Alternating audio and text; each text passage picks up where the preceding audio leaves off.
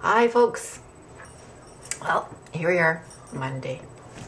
Monday. Well, today, for Monday, working, I didn't have the usual, oh my God, I need some sleep reaction.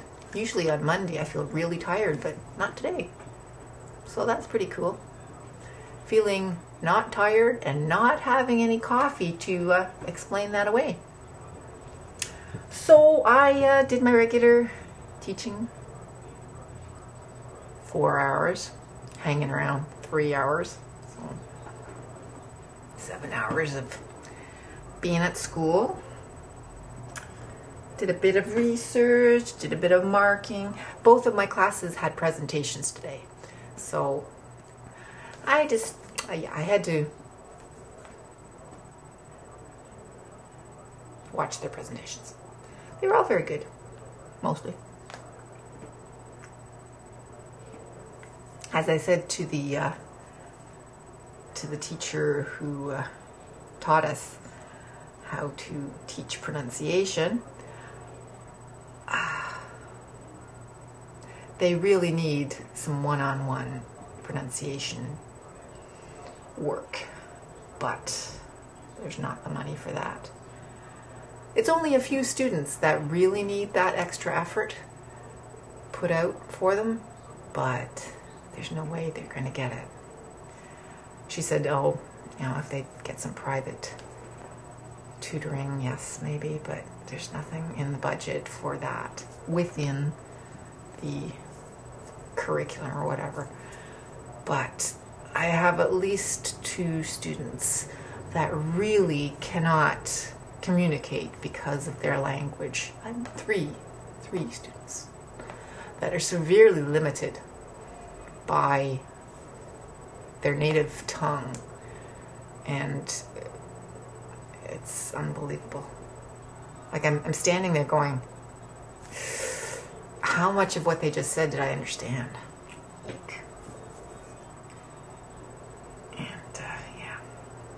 They had a 1 to 2 minute presentation to do today. I understood some of what they were saying because I knew what they were talking about. They were all talking about the same thing.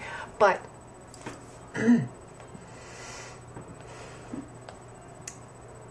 I wish I could help them.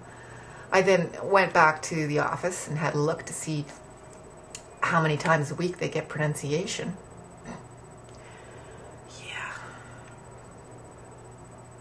It's just not enough.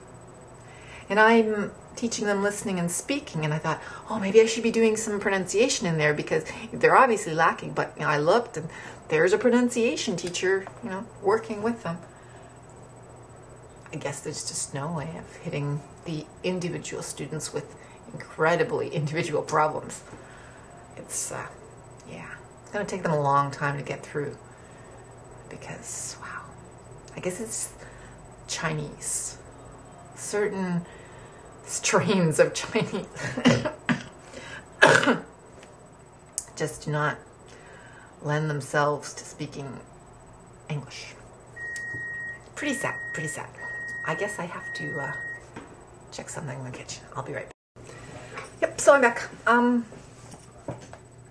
So the reason for this video was to tell you about my book club meeting, which we had last night, at the Thai Sun in Waterloo restaurant. And my girlfriends and I got together and talked about Moby Dick. Remember I said? Yes, that's what we did. And we agreed. Well, they didn't like the book. Neither of them liked the book. Now this was, Anne's pick, and she ended up not liking the book. I liked the book, but intellectually, it was an interesting thing to read because then I could say, I've read Moby Dick. I see. It's not something that I'd pick up on my own, except for the fact that it's a classic and it's worth reading for that reason. I don't know. So we discussed it. We had our little back and forth, and it turns out that the guy who runs the restaurant is an English major from the University of Waterloo who runs the restaurant as a way of keeping himself, off the streets, and he writes for the local newspaper and so on and so forth. And guess what his favorite book is? We have our book club meeting about Moby Dick, and the guy who runs the restaurant that we have it at, his favorite book is Moby Dick. Yeah, he had all sorts of philosophical reasons for liking it, and the God thing and man. Nothing that convinced us to like it anymore. And my 2 girlfriends didn't like it at all. I thought it was fine. I mean, I was not turned off by it. It just wasn't interesting enough for me to get grabbed by the throat and pulled in or something. That's the way I like to read a book. It has to grab me and pull me in to the point where I want to keep reading until the end. That's how interesting a book has to be. I really like books like that. That's not Moby Dick. But it was very interesting. It was a very interesting read nonetheless. They are a little daunted by my choice, my pick for the next book,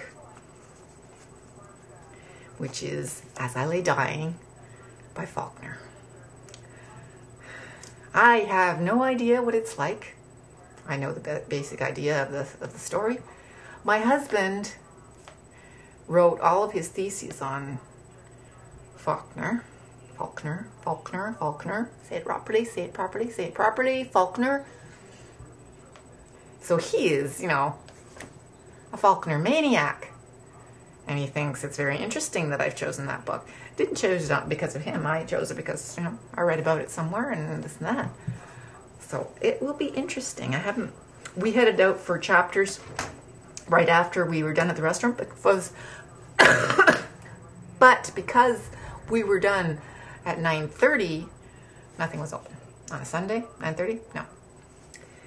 Nothing open. So we couldn't pick it up right then and there. But it should be an interesting read. Definitely something different. And you can say, I've read Faulkner. Yeah. We'll see what kind of a result, what kind of a reaction I get when it comes to the next book club meeting. And I'm sure I'll record that. Yes. Let you know. Bye, folks. Have a good day.